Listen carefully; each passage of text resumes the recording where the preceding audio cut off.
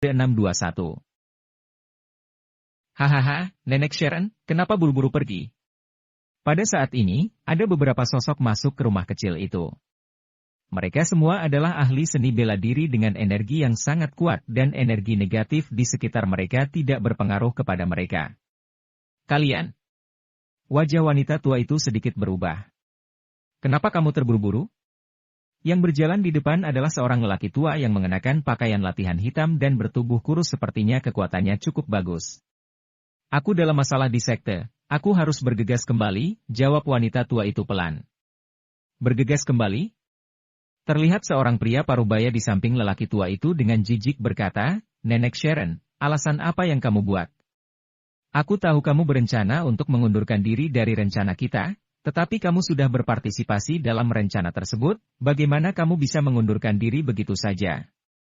Wanita tua itu dengan dingin berkata, aku tidak tahu banyak mengenai rencana ini, kenapa aku tidak boleh mengundurkan diri? Paman tidak perlu banyak omong kosong dengan mereka, sudah bunuh saja. Aku kenal wanita itu, dia wanita yang minum dengan orang itu, teriak salah satu dari anak muda itu sambil menunjuk ke Isha. Keisha juga melihat sekelompok orang ini dan mengenali 3 di antaranya, Alan, Alin dan pria paruhbaya dari sekte belalang. Dia juga sangat terkejut bagaimana orang-orang ini bisa muncul di sini dan mengenal nenek. Oh, kamu kenal dia? Pria tua berbaju hitam itu menyipitkan matanya, gadis ini luar biasa. Dia memiliki takdir bintang yang menyendiri bibit yang bagus untuk dilatih seni bela diri. Wajah wanita tua itu tiba-tiba sedikit berubah, tetua dom kamu mau apa? Dia adalah murid dari sekteku. Nenek Sharon, aku sudah bilang sebelumnya kamu juga terlibat dalam rencana tersebut dan tidak boleh berhenti kecuali kamu menyerahkan seruling mayat dan gadis itu, kata pria tua berbaju hitam tidak peduli. Kamu bermimpi. Wanita tua itu menolak. Kamu pasti tahu kekuatan kami. Sekali aku menyerang, kamu tidak bisa menghentikanku. Pria tua berbaju hitam itu mencibir. Wajah wanita tua itu menjadi kesal. Pria tua itu adalah orang dari sekte penyihir, orang dunia Jianghu bernama Tetua Dom. Keahliannya itu sangat bagus, dia bisa menahan teknik pengendalian mayat miliknya. Dan yang lainnya adalah master bela diri dari dunia Jianghu, mereka bukanlah orang yang bisa dia provokasi. Wanita tua itu mengertakkan gigi kesal dan berkata, Tetua Dom, jangan pikir aku bodoh. Organisasi sudah merencanakan untuk membunuhku, bahkan jika aku menyerahkan seruling mayat, itu juga tidak berguna. Hahaha. Pria paruhbaya dari sekte belalang itu tertawa terbahak-bahak, mayat hidup tua kamu cukup pintar, benar, organisasi tahu kalau kalian mau melarikan diri, jadi mereka mengirim kami untuk membunuhmu. Kami tidak boleh membocorkan rencananya, Alan tangkap gadis itu. Paman jangan khawatir, ini sangat mudah. Alan tersenyum penuh semangat dan menyerang ke Isha.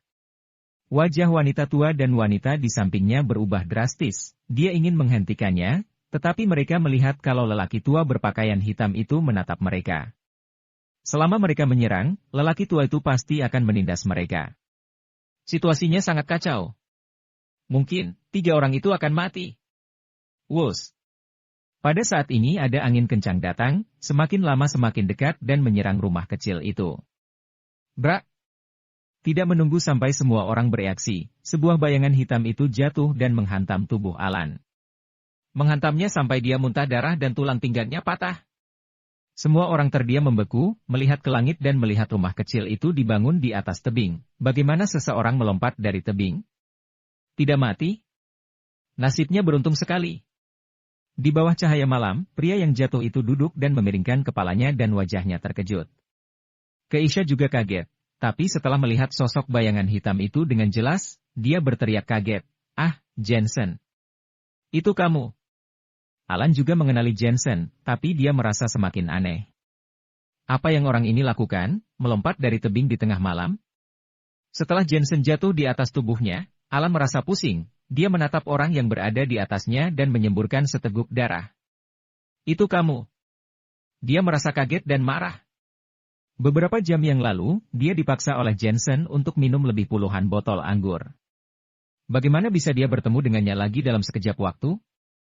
Alan? Jensen juga terkejut dan menundukkan kepalanya. Apa yang kamu lakukan di bawahku? PFFTT.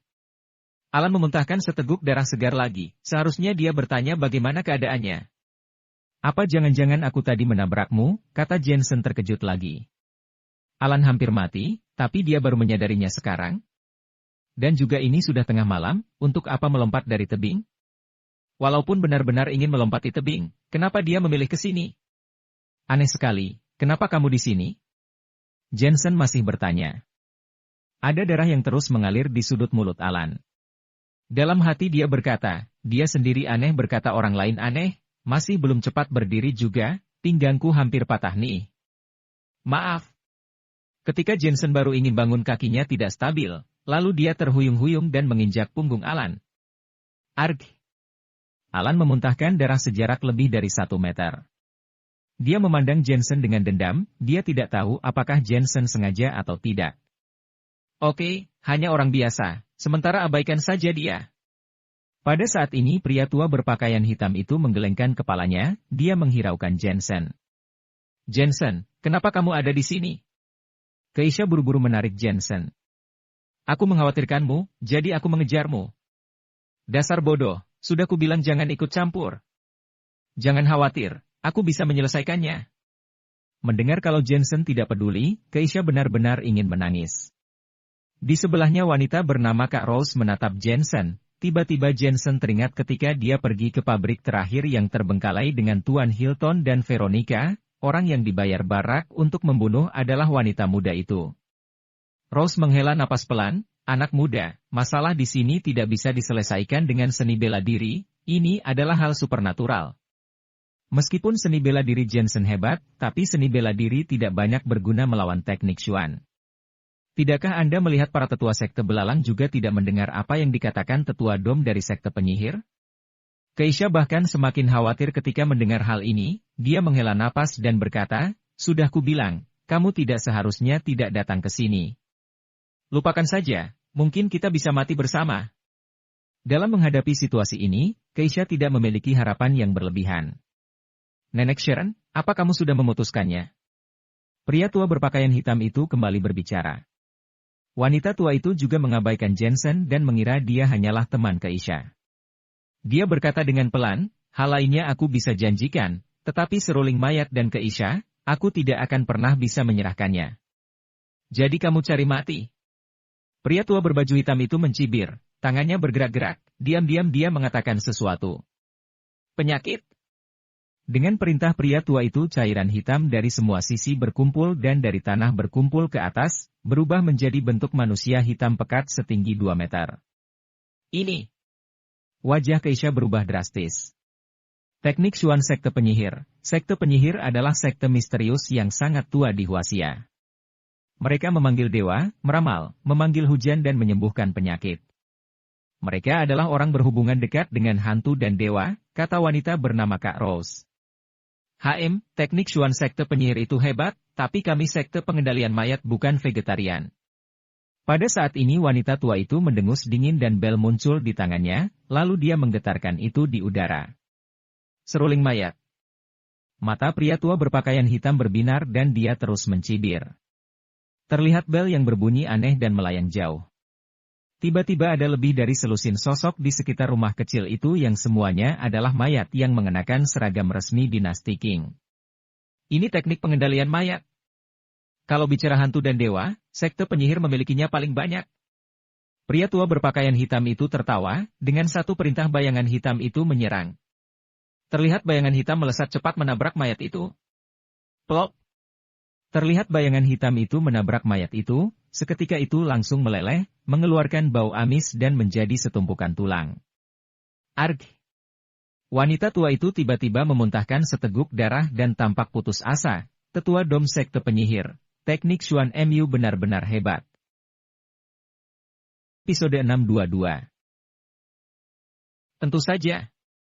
Pria tua berpakaian hitam dengan bangga berkata, teknik pengendalian mayat sama sekali tidak populer. Nenek Sharon, teknikmu adalah skill kelas ketiga. Bagaimana bisa menjadi lawanku? Di seluruh Huaxia dalam ilmu Taoisme, aku bisa masuk dalam 10 besar. Dalam teknik Xuan, sekte penyihirku ada di urutan 1. Wanita tua merasa putus asa dan memohon, aku bisa memusnahkan mayat itu, tapi gadis ini belum masuk sekteku. Dia bukan orang kalangan kita, bisakah kamu membiarkan dia pergi? Menurutmu? Pria tua berpakaian hitam itu balik bertanya. Gadis itu tidak tahu rencana organisasi kita, kata wanita tua itu mendesak. Aku tidak peduli dia tahu atau tidak, karena dia sudah melihat kami ingin membawanya, kata pria tua berpakaian hitam itu tegas. Keisha tiba-tiba mengertakkan giginya kesal. Dia tidak ingin wanita tua itu mati, jadi dia ingin mengatakan kalau dia bersedia pergi dengan mereka. Tapi saat itu sebuah suara tiba-tiba menyela, apa kalian sudah cukup bertengkarnya? Jika kamu ingin membawa Keisha pergi, tanyakan padaku dulu. Semua orang itu menatap dan melihat kalau Jensen lah yang sedang berbicara. Orang bodoh ini. Wanita tua itu diam-diam memarahinya. Meskipun kamu memiliki seni bela diri yang tinggi, tetapi apa kamu bisa ikut campur dalam masalah kalangan teknik Xuan? Wajah Keisha berubah drastis, lalu dia menarik Jensen. Jensen, jangan sembarangan bicara. Jensen tidak menghargai teknik Xuan pria yang berpakaian hitam itu, dia berkata sambil tertawa, sekte penyihir peringkat pertama dalam teknik Xuan di dunia apa, kamu menganggapku tidak ada? Wajah Keisha langsung menjadi muram, dia ini terus-menerus mencari mati. Benar saja, pria tua berbaju hitam itu memandang Jensen dengan dingin, kamu siapa? Pria parubaya dari sekte belalang juga tidak menyangka Jensen akan cari mati seperti itu. Dia buru-buru berteriak, Tetua Dom, dia hanyalah orang biasa dari dunia Jianghu yang bisa sedikit seni bela diri. Apa seni bela diri berguna padaku? Pria tua berpakaian hitam itu tertawa dan menggelengkan kepala. Sebenarnya yang dia katakan salah. Jensen mengoreksinya, aku hanya seorang dokter. Pria tua berpakaian hitam itu tertegun sebentar dan menjadi marah. Memangnya kenapa kalau dia dokter? Apa lebih berharga daripada orang dunia Jianghu? Pria parubaya sekte belalang juga tercengang, lalu tertawa. Apa gunanya seorang dokter? Apa mau mengandalkan keterampilan medis untuk menakut-nakuti tetua Dom pemilik teknik Xuan?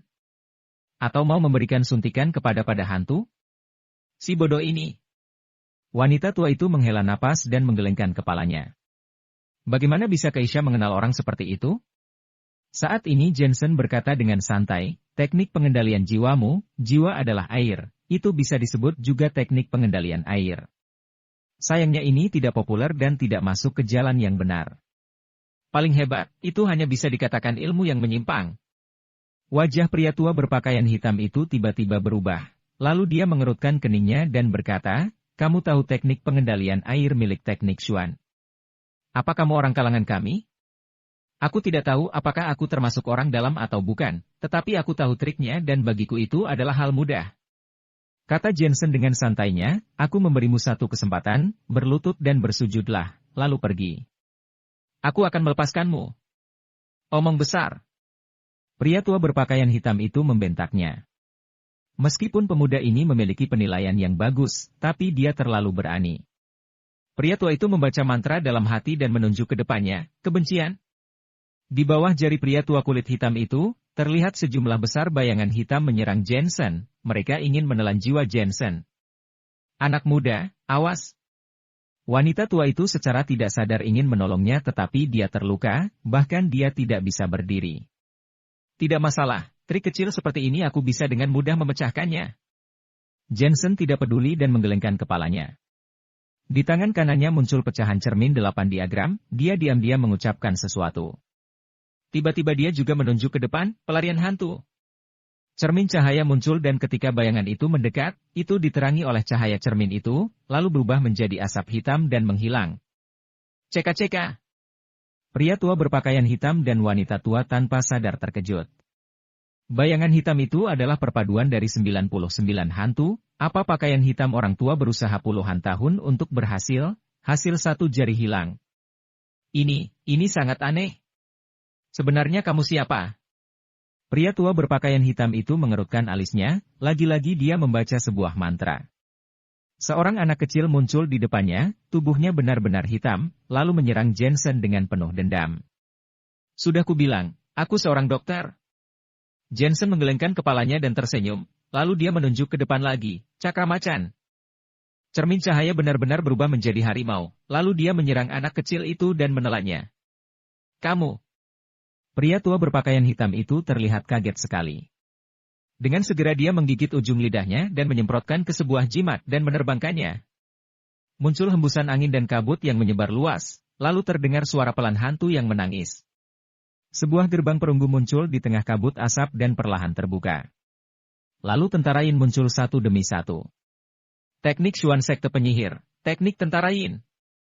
Hah, Jensen apa ini? Keisha tiba-tiba gemetar ketakutan. Ini hanyalah trik kecilnya. Jensen masih menggelengkan kepalanya, diam-diam dia mengatakan sesuatu, sambil menunjuk ke depan, cakra naga. Seluruh gerakannya persis sama seperti yang sebelumnya, dia terlihat tenang dan melakukannya dengan mudahnya. Terlihat cermin cahaya berubah menjadi naga, secara ajaib dilingkari oleh lingkaran hitam. Seolah-olah seperti dilindungi, kabut asap perlahan-lahan menghilang dan tentara Yin itu menjadi banyak dan menyebar. Kamu. Pria tua berpakaian hitam itu bahkan menyebutnya 3 kali. Sangat mengerikan. Pemuda ini hanya punya sedikit keahlian untuk menghadapi teknik Xuannya, semua teknik Xuannya dihancurkan dengan mudahnya olehnya. Ilmu Taoisme macam apa ini? Semua orang tahu, teknik Xuan Sekte Penyihir, sangat terkenal di kalangannya. Kamu tetua dom pemilik teknik Xuan, kan? Pada saat ini Jensen perlahan berjalan ke depan, dia tampak tidak senang tetapi dalam sekejap muncul pria tua berbaju hitam di depannya. Plak! Dia menamparnya. Sekte Penyihir, bukanlah teknik Xuan peringkat pertama di dunia. Plak! Aku bilang, trik kecil milikmu itu. Plak! Teknik Xuan yang begitu buruk saja berani mengatakan peringkat pertama. Apa kamu tidak menghargaiku? Pria tua berpakaian hitam itu menamparnya 3 kali, sudah tidak ada lagi sikap pengendalian diri di dalam dirinya. Sebenarnya kamu siapa? Dia berteriak terus-menerus. Seorang dokter. Tetapi jawaban Jensen membuatnya sangat terluka. Seorang dokter dapat mematahkan teknik Xuannya yang sudah dia latih selama beberapa dekade? Ini tidak masuk akal. Mati kau. Dalam kemarahannya belati muncul di tangan pria tua berpakaian hitam itu. Dia tidak hanya kuat dalam teknik Xuan, tetapi dia juga seorang pembela diri kuno. Matanya penuh dengan cahaya dingin, teknik Xuan anak muda ini sangat aneh, tidak bisa dibiarkan. Jika tidak posisinya sebagai orang dunia Jianghu akan dihancurkan olehnya. Tetua Dom, biarkan aku membantumu. Pria parubaya dari sekte belalang tahu kesempatan tidak boleh disia-siakan. Sebuah pedang muncul di tangannya, lalu dia menyerang Jensen. Bunuh dia. Alan juga mengambil kesempatan ini untuk balas dendam. Terlihat master seni bela diri ikut membantu, pria tua berpakaian hitam dengan percaya diri berkata, teknik Xuan Mu kuat. Tapi lihat saja bagaimana kamu bisa menahan serangan dari 3 orang sekaligus. Anak muda. Wanita tua itu merasa cemas. Tetapi adegan berikutnya benar-benar mengubah pemahamannya, bahkan itu merupakan adegan paling mempesona yang dia pernah lihat sepanjang hidupnya. Karena Jensen mengeluarkan pedangnya. Cahaya pedang itu terlihat seperti bulan. Menyilaukan dan mempesona, seolah-olah ada seseorang yang sedang memegang cermin, menyinari mata semua orang. Secara tidak sadar membuat mata tertutup dan saat membuka mata waktu sepertinya berhenti. Namun angin masih bertiup dan daun-daun yang berguguran di tanah bergerak mengikuti angin. Semua ini membuktikan kalau waktu belum ditentukan, 3 pria tua berpakaian hitamlah yang menentukannya. Jarak mereka 1 meter dari Jensen. Seperti patung Jensen diam tak bergerak, namun jarak yang pendek itu terasa sejauh ujung bumi. Siapa yang menetapkan kalau dokter tidak bisa memahami teknik Xuan dan seni bela diri? Jensen perlahan berbalik dan keluar dari lingkaran 3 orang itu. Bruk. Ketiga mayat itu jatuh pada saat bersamaan, bekas pedang yang muncul di leher. Jensen membunuh 3 orang itu dengan 1 pedang. Rumah kecil itu menjadi lebih tenang. Episode 623. Wanita tua, Kak Rose dan Keisha semuanya diam di tempatnya. Mereka sama sekali tidak bisa melihat pedang Jensen dan hanya melihat cahaya pedang, bahkan dari mana pedang itu berasal mereka tidak melihatnya. Ini seperti sihir. Terutama wanita tua itu, dia hampir tidak bisa menggambarkan perasaannya. Bagaimanapun para tetua dari sekte penyihir adalah master teknik Xuan yang sangat terkenal dan kekuatan tetua dari sekte belalang itu sebanding dengan pemimpin sekte ke-81. Tetapi semuanya mati di tangan seorang pemuda. Kekuatan ini hanya bisa digambarkan sebagai sangat hebat dan tidak terduga. Yang mulia. Wanita tua itu berdiri dan memberi hormat kepada Jensen. Jensen mengangguk, menatap Keisha dan berkata, Keisha, aku bilang aku bisa membantumu. Wah! Keisha memandang Jensen seperti orang bodoh dan langsung menangis. Bagaimana aku tahu meskipun seni bela dirimu hebat, ternyata kamu juga bisa teknik Xuan. Kalau aku tahu, dari awal aku akan mengajakmu untuk datang bersamaku. Terlihat jelas kalau Keisha khawatir. Kemudian dia berlari ke arah Jensen memeluknya dan menangis. Air matanya membasahi bahu Jensen. Jensen diam-diam merasa malu, tanpa sadar dia teringat kata-kata Elena, tanpa daya dia menggelengkan kepalanya. Jensen benar-benar tidak ingin berselingkuh dengan wanita lain, tetapi wanita cantik selalu menghampirinya. Bagaimana ini? Sudah, jangan menangis. Pulanglah denganku, masalah ibumu, aku akan membantumu menyelesaikannya, kata Jensen menghibur. Keisha mengangguk tapi setelah menggelengkan kepalanya dia berkata, Jensen terima kasih, tapi masalah ibuku, aku ingin menyelesaikannya sendiri. Jensen mengerutkan keningnya, bagaimana rencanamu menyelesaikannya? Aku akan pulang dengan nenekku untuk belajar keahlian darinya. Mereka bukan orang biasa, lingkungan seperti itu sangat kacau dan kamu adalah seorang pramugari, kamu punya hidupmu sendiri. Aku tahu, tapi aku sudah masuk ke dalam lingkungan ini dan aku tidak mau menyerah di tengah jalan. Tidak peduli bagaimana Jensen menasihatinya, dengan bersikeras Keisha menggelengkan kepalanya dan akhirnya Jensen tidak bisa apa-apa. Wanita tua yang berada sampingnya berkata, Yang mulia jangan khawatir, kami akan memperlakukan Keisha dengan baik. Dia menyiapkan hatinya untuk menempuh jalan yang dia pilih. Keisha yang memilih jalan itu, aku tidak keberatan dengan keputusannya. Jensen menganggukkan kepalanya, tetapi tiba-tiba wajahnya menjadi dingin. Jika aku tahu kalau kalian menyakitinya, aku akan mengejarmu sampai ke ujung dunia sekalipun. Tanpa sadar wanita tua dan Kak Rose bergidik dan tidak berhenti mengangguk. Jensen, terima kasih. Keisha menyeka air matanya dan mencium pipi Jensen, tersipu dan berkata, tunggu sampai aku berhasil teknik ini dan menyelamatkan ibuku, aku akan datang menemuimu. Sebenarnya dia tidak menyetujui Jensen membantunya terutama karena takdir hidupnya, dia sangat takut itu akan membahayakan Jensen. Baiklah. Jensen memegang kepalanya dan menyetujuinya. Tiba-tiba dia merasa sedikit kasihan pada Elena. Namun saat ini dia tidak tega menolak Keisha. Oh ya, apa yang kamu katakan sebelumnya tentang rencana organisasi, kata Jensen sambil menatap wanita tua itu lagi.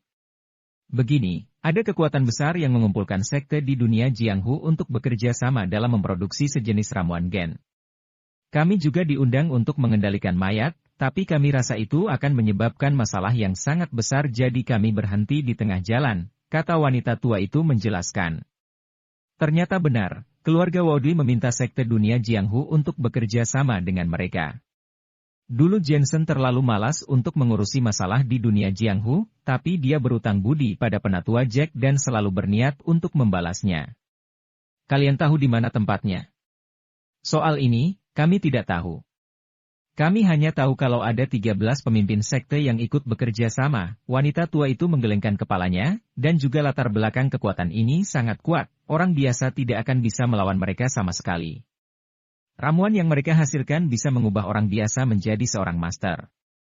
Konon katanya mereka masih mengincar satu keluarga elit untuk mendapatkan seperangkat teknik kultivasi yang dimiliki keluarga elit itu. Teknik kultivasi? Jensen terkejut. Wanita tua itu mengangguk, ramuan gen itu dapat membuat orang kehilangan akal sehatnya dan membuat orang mati menjadi hidup. Tetapi dengan menggabungkan teknik kultivasi itu dapat membuat orang mati yang dihidupkan itu memiliki kesadaran, bahkan dikendalikan dan bisa memiliki pemikiran. Orang dunia Jianghu sangat menyebalkan.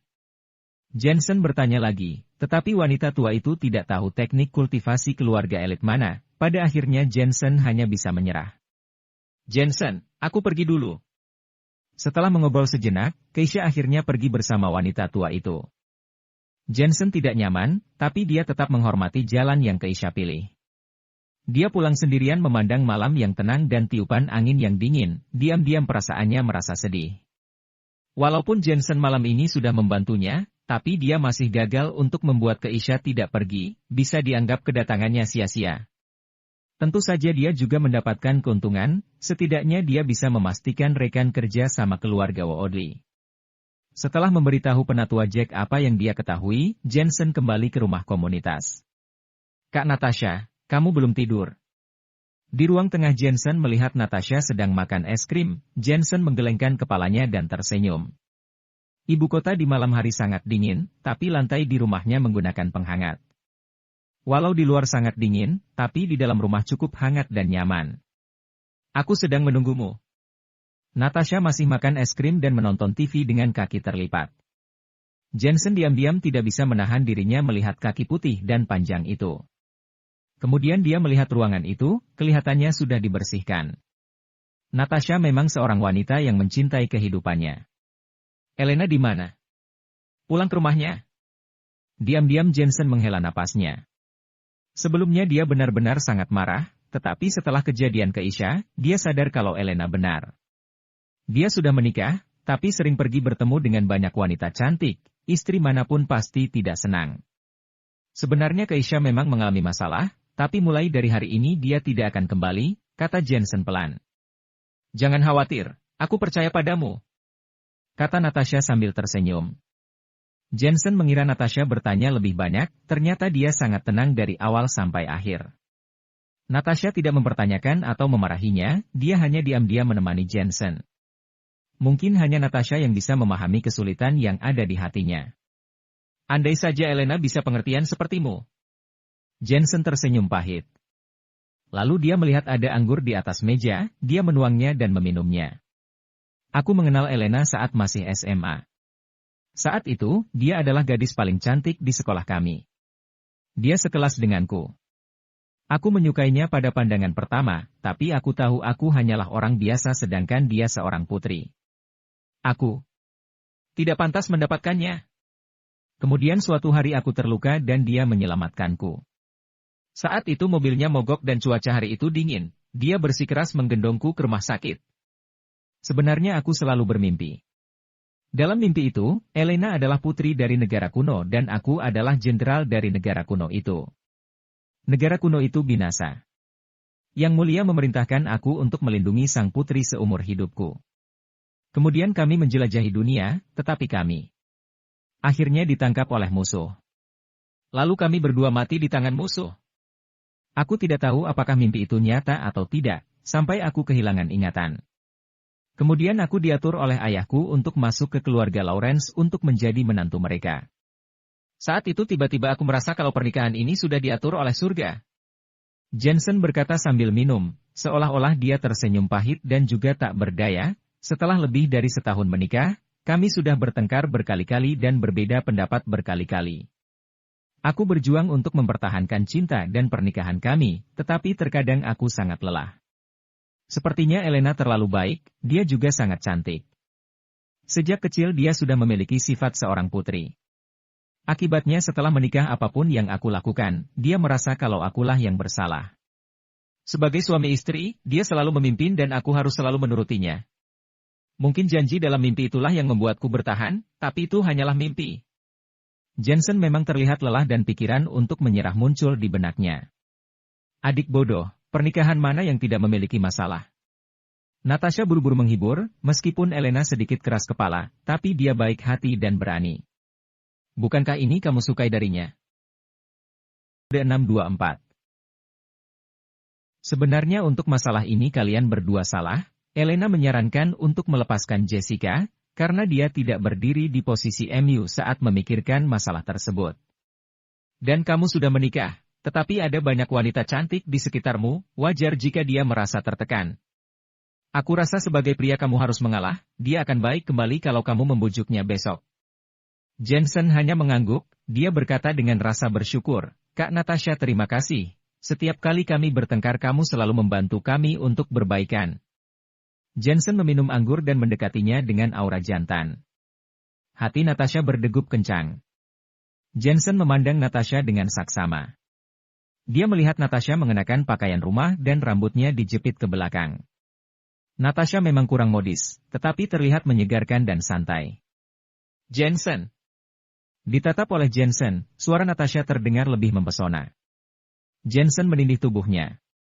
Keesokan harinya pagi-pagi sekali, karena Jensen tidak ada urusan, jadi dia berencana untuk mengikuti tes mengemudi. Natasha bangun lebih awal dan datang dengan membawa tas berisi barang dan sarapan. Jensen hari ini pergilah berkunjung ke keluarga Miller dan bujuklah Elena. Meskipun hari itu kamu sudah membuktikan dirimu, tapi bagaimanapun keluarga Miller adalah keluarga Elena. Jika kamu tidak menangani hubungan ini dengan baik, kamu juga akan kesulitan untuk menemui Elena. Mendengar ini Jensen merasa tidak berdaya sekaligus marah. Awalnya dia dipaksa untuk menikah dengan Elena. Sekarang dia takut keluarga Miller tidak akan berani mengatakan hal itu lagi, dan sekarang dia harus membuat keluarga Miller menyukainya? Adik bodoh, keluarga mana ada yang tidak punya masalah? Dan yang harus kamu tahu, omongan seorang ibu adalah yang paling mungkin didengar Elena. Demi rumah tanggamu, kamu harus melakukannya. Kamu lihat pasangan menikah mana yang tidak berusaha mendekatkan diri kepada keluarga istrinya. Kebanyakan suami istri bercerai, kalau bukan karena prianya atau wanitanya itu memiliki karakter yang tidak baik, atau karena perasaan mereka berdua sudah berubah, itu pasti disebabkan oleh dorongan dari keluarga wanitanya. Natasha memiliki IQ tinggi, dia bisa menganalisis penyebabnya. Jensen menarik napas dalam-dalam. Pernikahan sungguh melelahkan, baru saja dia menyelesaikan satu masalah, tak disangka ada masalah lain yang datang. Di dalam novel penghuni harem tidak terhitung jumlahnya dan semua istri pintar dan patuh. Ini omong kosong, sama sekali tidak sama dengan kenyataannya. Pergilah. Buang keegoanmu dan merendahlah, jangan marah lagi. Aku memberikanmu hadiah dan juga kosmetik dari grup Dream Internasional. Bujuklah keluarga ayah mertuamu. Oh ya. Aku baru saja pergi ke aula Singlin untuk mengambil beberapa botol anggur. Aku juga membawakannya untuk diberikan kepada ayah mertuamu. Melihat Natasha membawa tas berisi barang sampai dahinya berkeringat, Jensen akhirnya malu untuk menolaknya. Tapi diam-diam dia merasa sedih, dia membuat anggur itu untuk kakek Carson dan penatua Jack. Tapi sekarang dia harus berbakti kepada keluarga Miller, anggur itu benar-benar tidak ada banyak.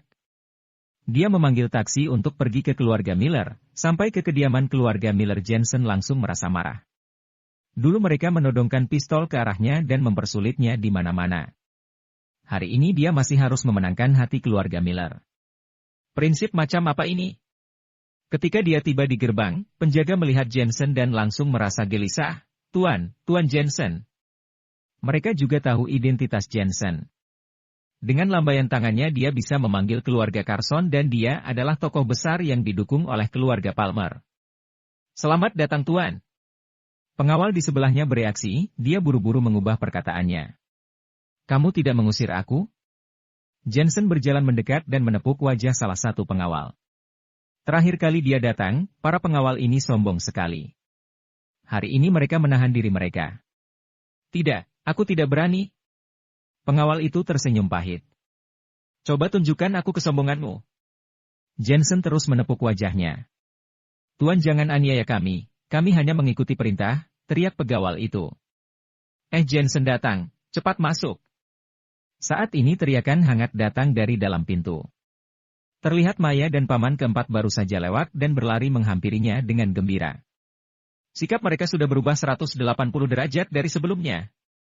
Kami sedang menatap bintang dan menatap bulan, lalu aku melihatmu. Kami sudah lama menyuruh Elena untuk memanggilmu kemari, tapi gadis itu menolak. Sedangkan kami malu untuk memanggilmu.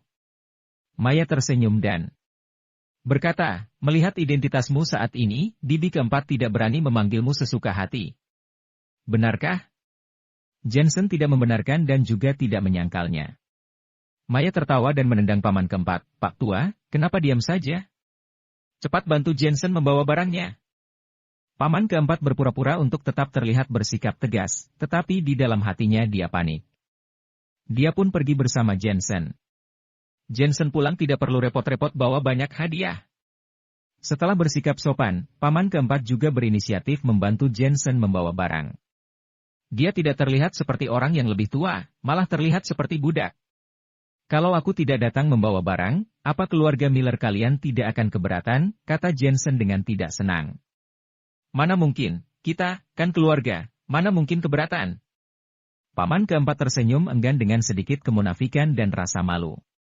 Melihat penampilan paman keempat di dalam hati Jensen semakin meremehkannya dan bertanya, Paman keempat, bagaimana bisnismu sekarang? Setelah apa yang Jessica perbuat kami kekurangan uang dan mengalami kesulitan perputaran modal. Banyak perusahaan yang sudah bangkrut, hidup ini sangat tidak mudah, kata paman keempat sambil menghela napas. Kamu benar-benar tidak berguna. Kamu adalah pria dewasa tapi kembali bergantung kepada keluarga Miller, masalah sekecil itu saja tidak bisa kamu selesaikan dengan baik. Bos seperti apa kamu, pulang saja kau dan gembalkan ternak. Jensen tanpa sungkan menegurnya. Tangan paman keempat mengepal, diam-diam dia menjadi marah tapi dia tidak berani memperlihatkannya. Pak tua, yang Jensen katakan benar. Walaupun kamu lebih tua tapi itu tidak menentukan apapun, kamu lihat Jensen. Dia masih muda tapi sudah menjadi wakil direktur grup Aliansi Bintang, bahkan dia juga seorang dokter terkenal di ibu kota. Kamu ini sangat memalukan. Maya ikut memarahinya. Tiba-tiba Jensen kehabisan kata-kata. Keluarga Miller ini sangat rendahan. Ketika Jensen tidak menunjukkan kemampuannya, mereka semua tidak menghormatinya. Segera setelah kemampuannya diperlihatkan, semua orang memujinya. Tentu saja ini memang kenyataannya. Di kehidupan bermasyarakat saat ini, mana ada yang tidak seperti ini? Keluarga pun terkadang palsu. Semuanya tergantung pada uang dan kemampuan. Ketika tidak ada uang, ayah mertuamu akan membencimu. Dengan keramahan dari keluarga paman keempat, Jensen sampai ke aula. Aula itu sangat ramai penuh dengan orang, para kerabat wanita, kakek Miller, Daniel Miller dan lainnya semuanya ada di sana. Selain itu ada Zachary Lawrence, Mai, Diana, semua kerabat keluarga Lawrence dan kakek Elena, Osmond Lawrence. Jensen terkejut, kenapa orang-orang keluarga Lawrence juga datang? Yang terpenting, orang-orang keluarga Miller bersikap sopan kepada mereka, bergabung seperti sebuah keluarga. Satu orang naik pangkat semuanya ikut mendapat keuntungan. Setelah Jensen menjadi sukses, sikap keluarga Miller berubah dengan sangat cepat, membuat semuanya menghormatinya. Kalau dulu mana mungkin keluarga Lawrence bisa datang ke keluarga Miller? Bermimpi. Mereka mungkin akan diusir seperti pengemis. Kakak ipar datang. Saat ini Ricky melihat Jensen berjalan masuk ke gerbang dan berlari dengan gembira. Kakak ipar. Naomi dan yang lainnya juga menyapa dengan manis. Jensen datang. Kakek Miller dan yang lainnya juga berdiri satu demi satu. Ruang tamu itu tiba-tiba menjadi ramai, seolah-olah kepala keluarga telah tiba. Melihat keluarga Miller yang menjadi ramai, Daniel menyipitkan matanya dan di dalam hati dia merasa tidak senang. Dia juga tidak menyangka Jensen memiliki reputasi yang begitu baik di keluarga Miller.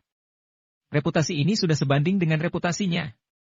Terlebih lagi melihat kakek Miller juga sopan terhadap Jensen, Daniel semakin tidak senang.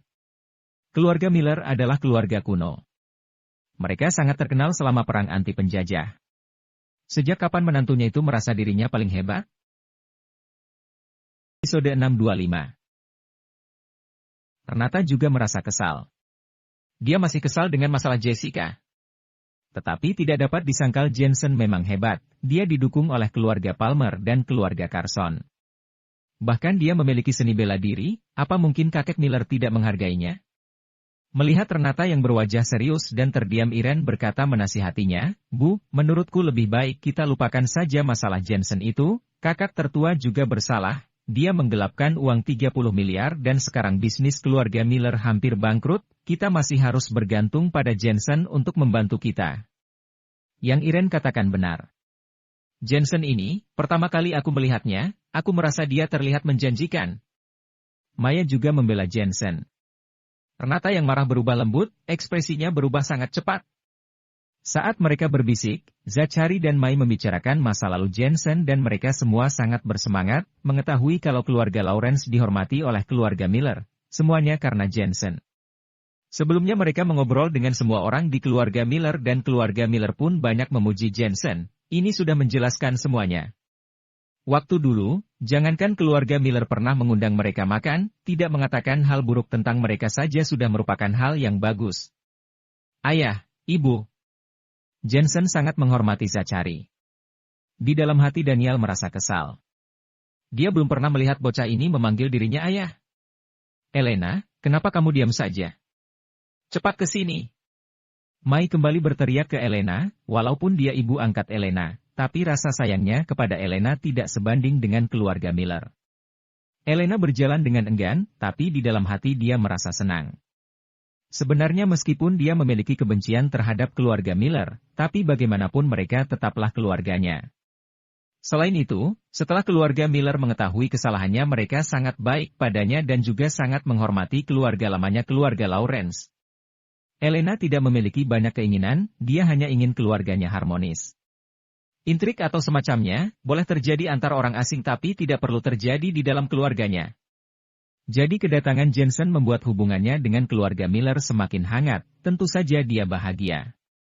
Elena. Jensen meraih tangan Elena. Elena berpura-pura masih marah, tapi dia sudah memegang tangan Jensen. Jensen tiba-tiba merasa lega. Meskipun dia masih marah, tapi yang terpenting dia bisa menyelesaikan masalah antara suami dan istrinya. Jensen terbatuk lalu memandang kakek Miller dan berkata, "Kakek Miller, aku membawakanmu anggur Baimo." Elena merasa bahagia, Jensen yang dingin masih tahu cara berbakti kepada orang tua. Apa anggur itu? Bagus, bagus, bagus. Kakek Miller merasa bahagia sampai wajahnya memerah. Dia pernah mendengar anggur jenis ini. Itu sangat berharga di dalam kalangannya dan tidak bisa dibeli dengan uang. Dia sudah berusaha keras untuk mendapatkan 1 atau 2 botol anggur itu, untuk dibanggakan di depan teman-temannya. Sekarang dia punya 5 botol, itu cukup untuk dia banggakan.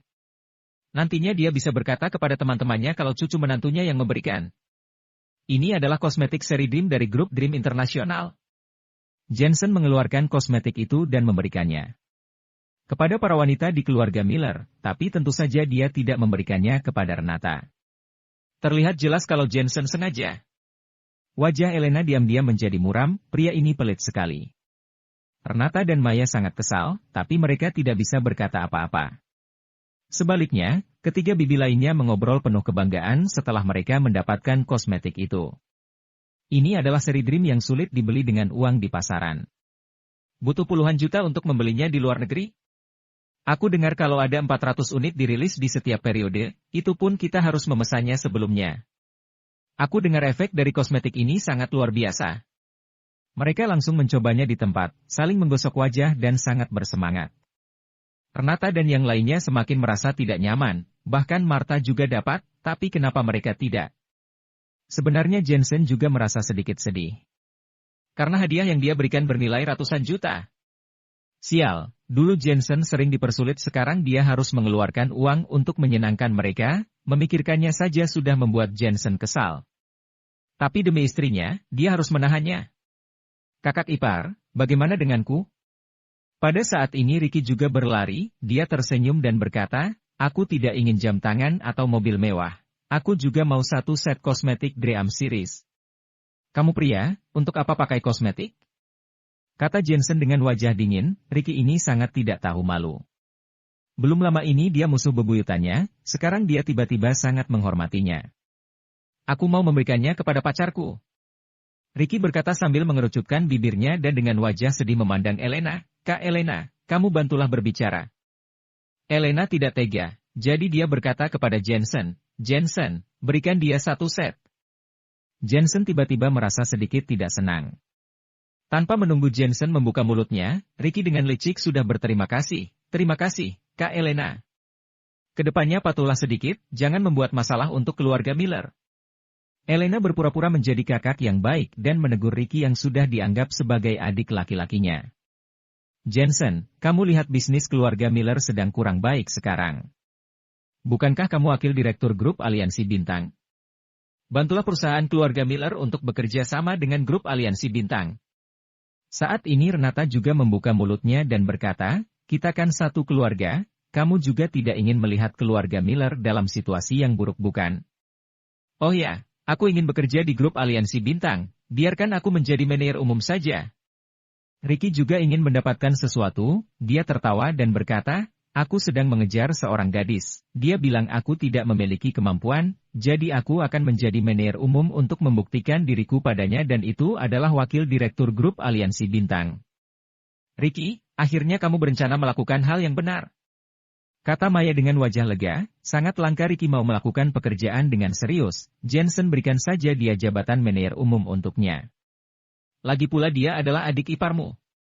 Ricky buru-buru menarik Elena dan bermanja-manja kepadanya, "Kak Elena, kamu lihat umurku sudah tidak muda lagi, sulit untuk mendapatkan seorang gadis. Bantulah aku, jika tidak ada masalah, aku akan menikahinya akhir tahun ini." Mendengar kata pernikahan, ada ledakan kegembiraan di keluarga Miller.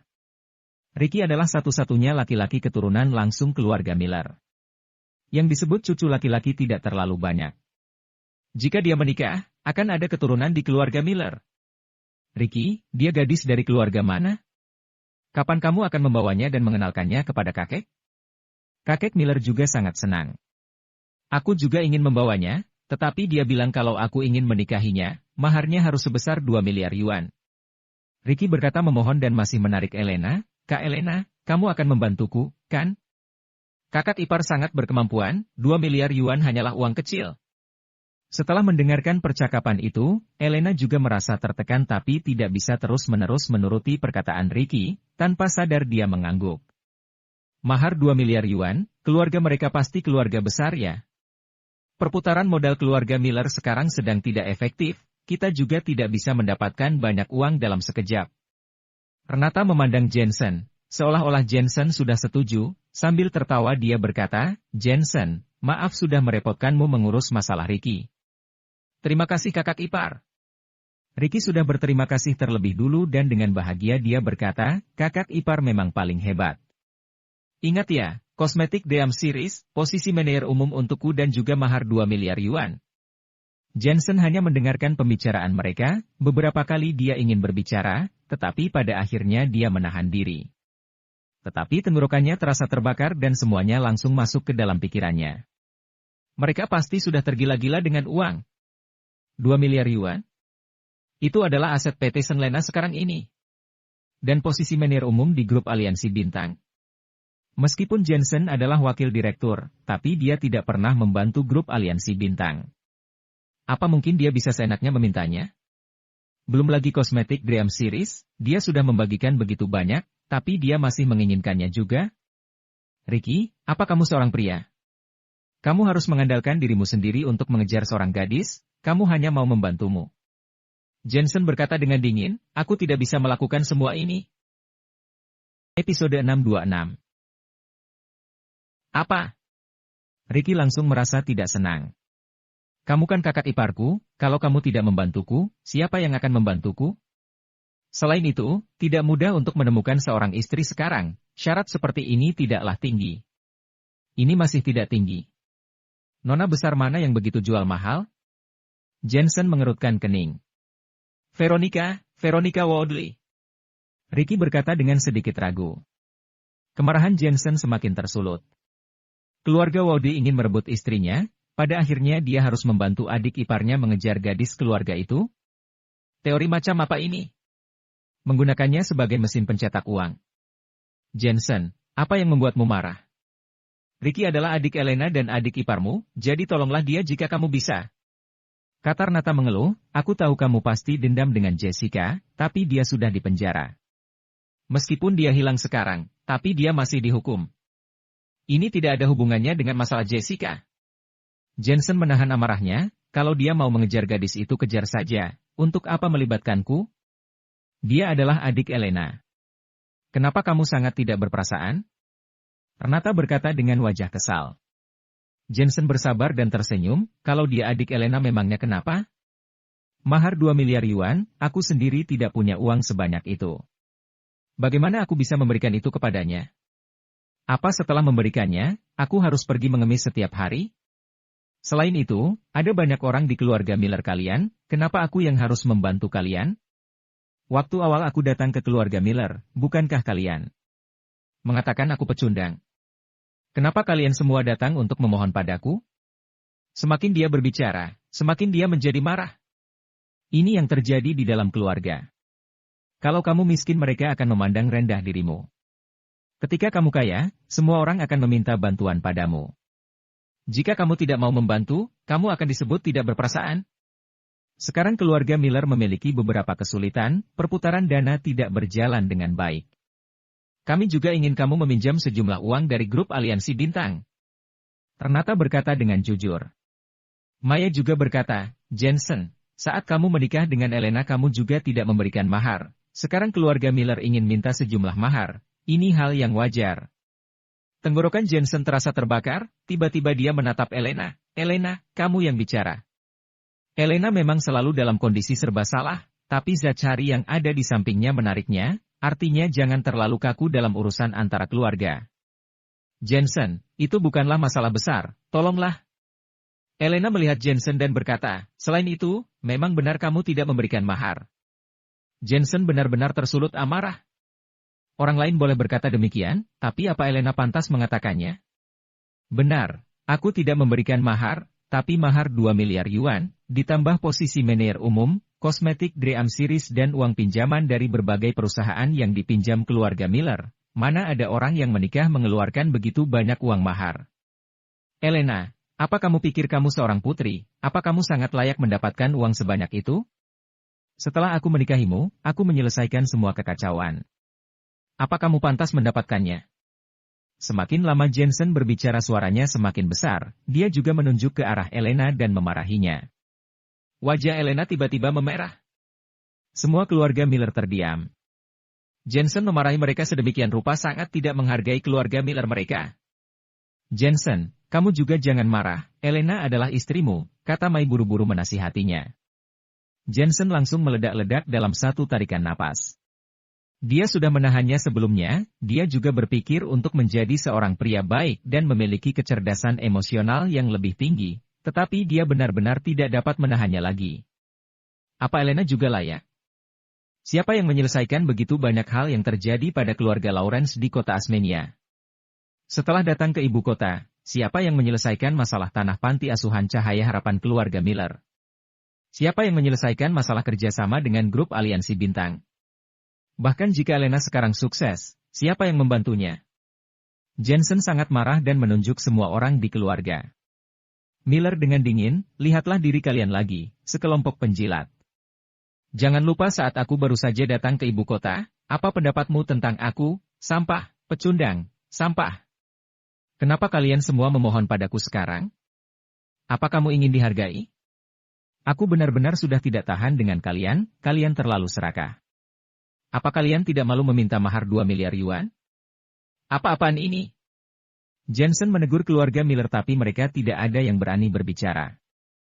Kakek Miller batuk dengan hebatnya, tapi dia tertegun dan tidak berani mengatakan apapun. Sangat konyol, karena Jensen dihargai oleh keluarga Palmer dan keluarga Carson, kakek Miller juga ingin sedikit menghargai Jensen. Selain itu Jensen memang memiliki kemampuan, keluarga Miller pernah menganiaya Jensen, tapi Jensen memarahinya karena itu memang kenyataannya. Renata dan yang lainnya berwajah muram, di benak mereka muncul semakin banyak khayalan. Waktu dulu ketika Jensen di sini, dia bahkan tidak berani kentut dan hanya untuk dimarahi oleh mereka. Sekarang, mereka yang memarahi Jensen begitu hebatnya, tidak ada seorang pun di keluarga Miller yang berani berbicara membelanya. Pada saat ini, Daniel mau tidak mau berkata, cukup, anak muda jangan terlalu sombong meskipun putriku tidak berkemampuan, tapi kamu juga tidak bisa menyakitinya sesukamu. Daniel pernah menjadi kepala keluarga, apa dia tidak boleh membelanya? Jika tidak, harga dirinya akan hilang. Selain itu, menantu laki-lakinya itu sekarang merasa dirinya paling hebat, kedepannya mungkin dia bisa menyakiti putrinya sampai mati. Kamu tidak punya hak untuk berbicara. Jensen bahkan tidak menghormati mertuanya. Dia memandang Daniel dengan dingin dan berkata, lihatlah seperti apa keluarga Millermu. Lihatlah anak-anak yang kamu didik. Lupakan saja jika mereka tidak memiliki kemampuan, bahkan lebih sombong dan tidak menghormati siapapun. Selain menghabiskan uang, apalagi yang bisa mereka lakukan? Untuk menikahi seorang istri saja butuh uang mahar 2 miliar yuan, sedangkan dirimu hanyalah seorang sampah. Tentu saja, kamu juga tidak jauh lebih baik. Kamu hanya bisa mengandalkan pernikahan untuk memperkuat dirimu. Kepala keluarga macam apa kamu? Menjadi seorang pria. Seperti itu apa kamu tidak malu? Ditegur olehnya tubuh Daniel gemetar. Dia berkata dengan marah, aku Daniel adalah seorang pria terhormat. Kamu tidak berhak menghinaku seperti itu. Apa kamu begitu hebat? Apa kamu bisa memanggil orang-orang dari keluarga Carson? Apa kamu bisa memanggil orang-orang dari keluarga Palmer? Bahkan keluarga Woodley saja menginjak-injakmu, kamu bahkan tidak berani dengannya. Jensen tidak lagi menghargai siapapun, aku memukuli Aidan sampai hampir mati, kamu lihat apa keluarga Woodley berani datang untuk balas dendam kepadaku? Kamu berani memukulnya. Kalimat terakhir itu menyakiti hati Daniel. Daniel benar-benar tidak berani memukul Aidan dan menyinggung keluarga Woodley. Tidak ada uang, tidak ada kemampuan lupakan saja, bahkan jabatan juga dipermasalahkan, apa kalian tidak tahu bagaimana menjadi orang yang rendah hati? Sekelompok keluarga yang tidak berguna. Jensen memaki mereka sampai akhir, lalu berbalik badan pergi. Elena yang sudah menangis semakin menangis. Untuk pertama kalinya dalam hidupnya, dia dimaki oleh Jensen. Sebenarnya dia merasa Jensen benar. Namun, kenapa Jensen begitu merendahkannya? Begitu Jensen keluar dari pintu, Elena mendengus dingin. Jensen, kamu memarahiku dengan mudahnya, tapi pernahkah kamu memikirkan perasaanku? Apa kamu pernah memikirkan bagaimana perasaanku ketika kamu melakukan semua ini? Aku lihat kamu hanya terus membela saudaramu. Jensen menatapnya dengan dingin, aku tahu apa yang ingin kamu katakan, kamu tidak perlu mengancamku, kalau perlu kita bercerai saja. Selesai berbicara, Jensen benar-benar pergi. Elena menangis semakin keras, penuh kesedihan. Dia terjebak di tengah, sungguh tidak mudah untuk memutuskan. Dan bercerai? Apa akhirnya Jensen sudah tidak tahan lagi? Jensen memiliki banyak wanita cantik di sekitarnya dan mereka juga sangat luar biasa. Mungkin dia sudah lama lelah dengan Elena yang merepotkan. Bercerai ya bercerai saja, biarkan saja aku menikahi keluarga Woodley. Orang seperti apa dia, baru punya sedikit keterampilan saja sudah memandang rendah orang lain. Renata segera berdiri dan berkata dengan marah. Dasar pelit, bahkan tidak mau memberikan 2 miliar yuan. Ricky juga kesal, bercerai? Apa kamu berani? Aku tunggu kamu kembali dan memohon kepada Kak Elena. Dalam pandangannya, Jensen adalah seorang pria takut kepada istrinya dan tidak akan melawan balik setelah wajahnya ditampar. Bagaimana mungkin dia mau bercerai? Sepertinya besok dia berlutut dengan patuh dan meminta maaf kepada Elena. Meski Jensen berkemampuan, tapi kata pecundang itu tetap tidak bisa diubah. Episode 627. Ya, tunggu saja sampai dia memohon pada Elena. Maya dan yang lainnya juga mendengus dingin, sebenarnya mereka juga tidak ingin Elena bercerai. Bagaimanapun juga, Jensen terlalu hebat, tapi mereka juga berpikir Jensen akan datang untuk memohon pada Elena. Meskipun dia memohon, jangan menerimanya kalau dia tidak tulus. Kata Daniel berteriak, dia tidak ingin Elena disakiti. Kakek Miller menghela napas, tapi tidak berkata apa-apa. Jensen sebenarnya mendengar perkataan mereka di aula itu, wajahnya langsung menjadi muram. Ingin dia meminta maaf? Mimpi. Kali ini mungkin mereka akan bercerai, dia tidak mau menjadi menantu penurut. Sebenarnya setelah terakhir kali dia melepaskan Jessica, kemudian Elena tiba-tiba menjalin hubungan yang harmonis dengan keluarga Miller. Ada suatu kepedihan di hati Jensen. Bagaimanapun keluarga Miller tidak menganggap Jensen sebagai manusia. Mereka bahkan menodongkan pistol pada Jensen. Dendam di hatinya ini tidak akan mudah dihilangkan. Tapi demi Elena, dia menahannya. Siapa yang tahu keluarga Miller menyombongkan diri mereka lagi, seolah Jensen tidak bisa hidup tanpa Elena. Jika memiliki pernikahan seperti ini, sebaiknya berpisah saja dan masalah pun terselesaikan. Dengan penuh amarah, Jensen pulang ke rumah komunitas. Bagaimana? Semuanya sudah terselesaikan, kan? Kata Natasha yang sedang memasak di dapur tanpa menoleh ke belakang. Tetapi ketika dia melihat Jensen hanya diam, dia juga merasa ada yang tidak beres dan dengan cepat keluar dari dapur. Jensen, kenapa kamu minum-minum lagi? Aku tidak bisa menghilangkan kemarahanku. Apa yang terjadi? Elena, terlalu berhati lembut, terus-menerus membantu saudaranya. Jensen menceritakan kejadian sebelumnya. Natasha juga berwajah muram, dia membela saudaranya seperti itu memang agak keterlaluan. Ini seperti kalau ingin menikahi putri mereka, harus memberikan mereka mahar yang banyak. Memangnya hanya Elena satu-satunya wanita cantik di dunia. Diam-diam Natasha menghela napasnya, kehidupan Jensen dan Elena tidak henti-hentinya diterpa masalah. Masalah keluarga Woodley baru saja terselesaikan, sekarang datang lagi masalah membela saudara. Jensen, kamu juga jangan marah. Kamu tahu sifat Elena terkadang sangat polos. Keluarganya mengucapkan beberapa kata baik, Tanpa berpikir panjang dia langsung menyetujuinya, kata Natasha menghibur. Bagaimanapun harus ada batasan. Kata Jensen marah, aku sudah menurunkan egoku, memberikan hadiah untuk keluarga ayah mertua dan hadiah itu juga tidak murah, bernilai ratusan liter juta. Seharusnya dia lebih perhatian kepadaku, sekarang dia ikut. Keluarga Miller untuk mengejekku, meminta sejumlah uang yang banyak, apa-apaan ini? Dia bukan orang seperti itu, terkadang dia tidak sepeka itu. Natasha melanjutkan, selain itu, kata-katamu juga terlalu kasar, mengatakan dirinya tidak memiliki kemampuan dan tidak berharga. Seorang gadis juga harus memiliki harga diri. Selain itu, kamu mengatakannya di depan banyak orang. Aku sudah tidak tahan lagi, Kak Natasha jangan mengatakan hal-hal baik untuknya. Keluarga Miller sudah merendahkanku, mereka pikir aku pasti akan berlutut dan meminta maaf. Aku, Jensen akan menunjukkan pada mereka kalau aku berani menceraikannya. Mata Jensen penuh dengan amarah. Dia dan Elena juga pernah beberapa kali mengungkit perceraian, dan Elena yang lebih banyak mengatakannya. Jensen pernah mengatakannya sekali itu karena untuk melindungi Elena. Tapi kali ini, Jensen yang berinisiatif mengatakannya. Dia tidak akan mengubah keputusannya, lihat saja siapa yang memohon kepada siapa. Natasha tiba-tiba menghela napas dan menggelengkan kepalanya, dia tidak berusaha membujuknya lagi. Dia pergi ke dapur dan menelepon. Elena, jangan menganggap serius apa yang dikatakan Jensen saat sedang marah. Pria terkadang terlalu terbawa emosi. Kak Natasha, apa kamu tahu betapa menyakitkan perkataannya? Dia bilang aku tidak berharga, dia bilang aku tidak layak, dia bilang aku seorang putri, apa perlu berkata seperti itu? Elena menangis terseduh-seduh, cinta kita, apa itu bisa diukur dengan uang? Kak Natasha, jangan bujuk aku lagi. Kalau dia berencana untuk bercerai, aku akan mengabulkannya. Oh ya, katakan padanya, kali ini, jangan berpikir untuk memohon padaku lagi. Mendengar ini, Natasha merasa serba salah. Keduanya sangat marah. Mereka sama sekali tidak bisa dinasehati. Sepertinya hanya bisa memberi mereka waktu untuk menenangkan diri. Namun untuk masalah ini, dia merasa Elena salah dan tidak menangani masalah keluarganya dengan baik. Dia tidak cukup bijaksana, hingga membuat Jensen kesulitan. Namun, perkataan Jensen juga terlalu melukai harga diri orang lain, mengakibatkan keretakan yang semakin besar di dalam hubungan antara suami dan istri.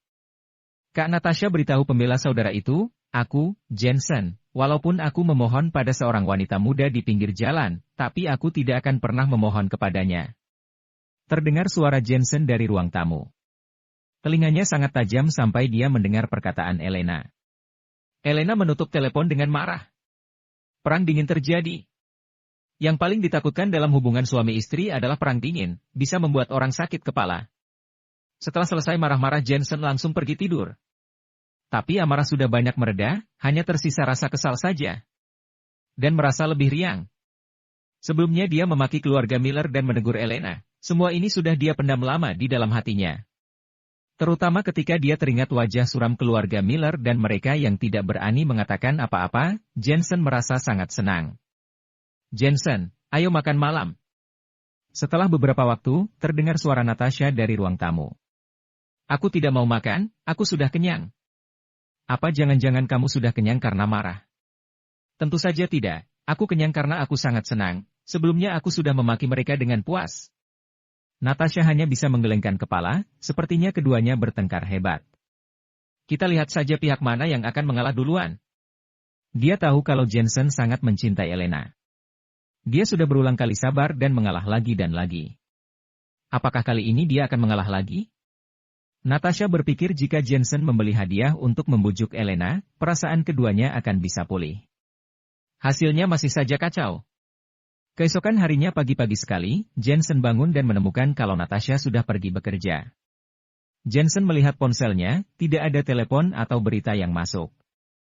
Tampaknya Elena bertekad menunggunya kembali untuk meminta maaf. Enak saja. Jensen menutup ponselnya, anehnya dia malah merasa senang. Menjadi pria lajang lebih baik. Oh ya, aku harus pergi tes ulang SIM. Awalnya dia ingin pergi ke aula Singlin untuk membantu, tetapi ketika dia teringat belum memiliki SIM, Jensen berencana untuk mengikuti tes ulang. Dia menelepon untuk menanyakan alamat sekolah setir mobil, tapi sekolah setir mobil ada di pinggiran kota, jadi dia hanya bisa pergi ke sana bisa naik bus. Omong-omong, Jensen sudah lama tidak naik bus, itu membuatnya teringat waktu dia masih sekolah. Jangan mendorong. Kamu menginjak kakiku. Tolong beri jalan.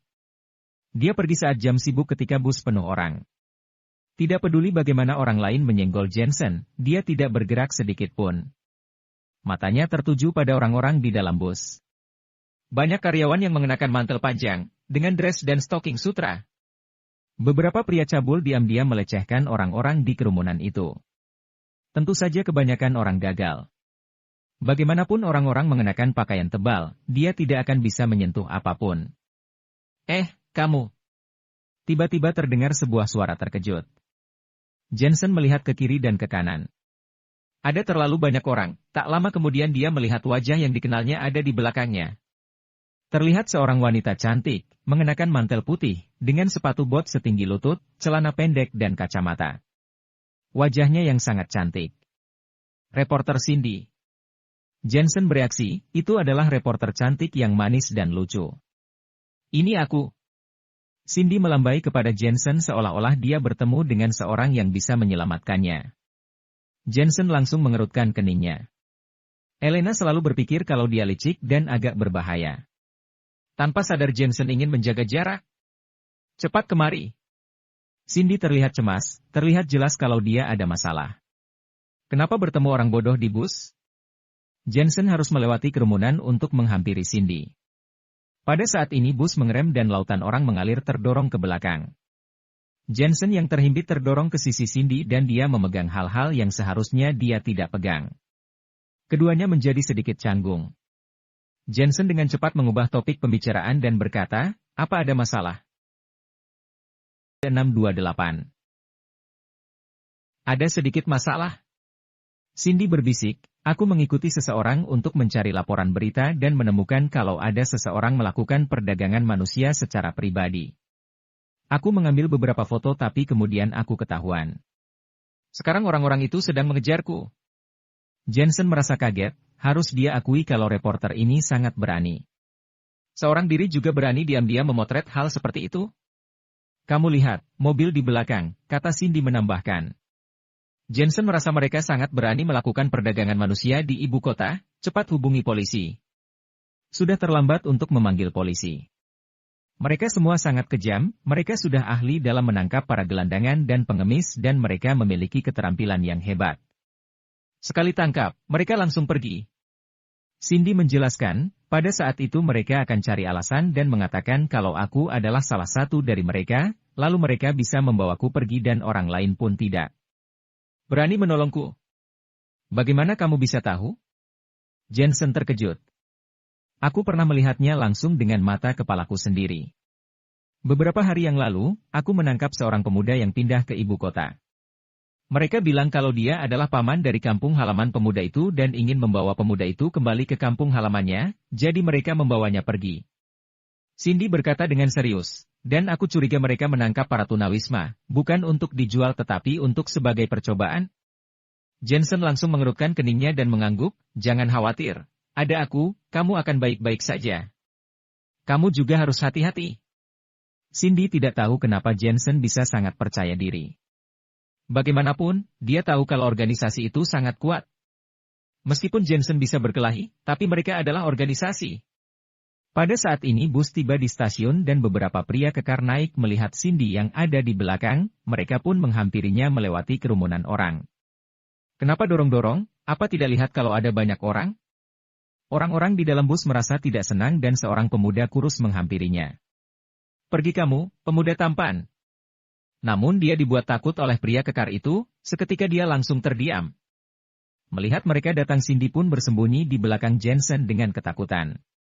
Beberapa pria kekar itu terus menatap Cindy dengan mata yang dingin, diam-diam mereka mendekat. Sial, mereka berani datang ke sini. Namun ketika mereka mendekat, Jensen tiba-tiba memaki mereka dengan keras, mengangkat tangannya dan menamparnya. Salah satu pria kekar itu ditampar sampai giginya copot. Cindy tercengang, dia tidak mengerti apa yang sedang dilakukan Jensen. Beberapa pria kekar itu bahkan lebih tercengang, Jensen tanpa alasan memukul mereka. Anak muda, kamu. Kata salah satu pria kekar itu marah. Sial, aku sudah bilang kalau aku tidak punya uang, kalian masih mau meminjam uang kepadaku. Uang 20.000 yuan yang terakhir kali kalian pinjam saja belum kalian bayar. Belum bayar sudah mau pinjam lagi, teori macam apa itu? Jensen menamparnya lagi. Pria kekar itu tercengang lagi. Ketika pertama kali aku melihat kalian aku merasa kasihan, kalian bilang kalau kalian gagal dalam bisnis dan pasti bisa sukses kembali, jadi aku meminjamkan kalian uang. Plak. Jensen menampar lagi.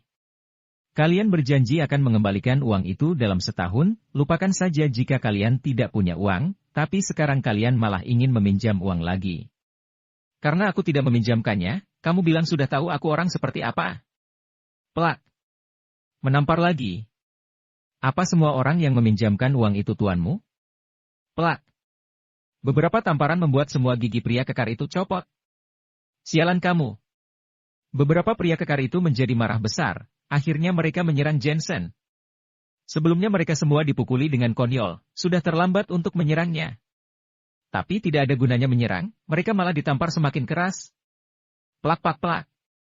Semuanya tolong berikan komentar, ketika aku meminjaminya uang aku dijadikan tuan mereka, sekarang aku tidak meminjamkan mereka uang, mereka ingin memukulku. Apakah ini masuk akal? Jensen memukulnya sambil memarahinya, seperti dia adalah korbannya. Terdengar suara gema di bus itu, mereka juga mengerti ada banyak orang yang meminjami uang tapi tidak dikembalikan. Brengsek, apa kalian tidak tahu malu? Ketika aku melihat mereka, aku teringat temanku. Mereka punya uang untuk membeli pedang, tetapi tidak punya uang untuk membayar hutangnya. Hajar mereka. Hari-hari ini, kalau kamu meminjami uang kamu tuannya. Mereka juga bilang kalau mereka meminjam uang dengan mengandalkan kemampuan mereka, jadi untuk apa mereka mengembalikannya? Jadi kita tidak seharusnya memaksa mereka, sungguh tidak tahu malu.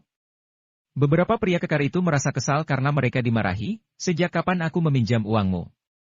Salah satu dari mereka mengeluarkan buku merah, lalu ingin menarik Cindy pergi. Jensen mengambilnya dan merobeknya, yo ini aku robek. Mulai sekarang, kamu tidak perlu membayarku kembali 20.000 yuan itu. Anggap saja itu uang untuk memberi makan. Anjing. Sial, ini akta nikah. Muncul niat membunuh di hati pria kekar itu. Akta nikah ini adalah akta nikah palsu dia dengan Cindy, dia mengambil kesempatan ini untuk membawa pergi Cindy. Bagaimanapun mereka adalah suami istri, orang lain tidak akan ikut campur. Siapa yang tahu kalau itu palsu, karena Jensen langsung merobeknya. Anak muda, kamu sangat murah hati, kamu tidak mau menerima uang 20.000 yuan yang mereka pinjam. Mereka sangat beruntung punya teman sepertimu. Tidak banyak orang baik sepertimu akhir-akhir ini. Orang-orang bus itu terus-menerus memuji Jensen. Orang juga harus selalu memiliki prinsip.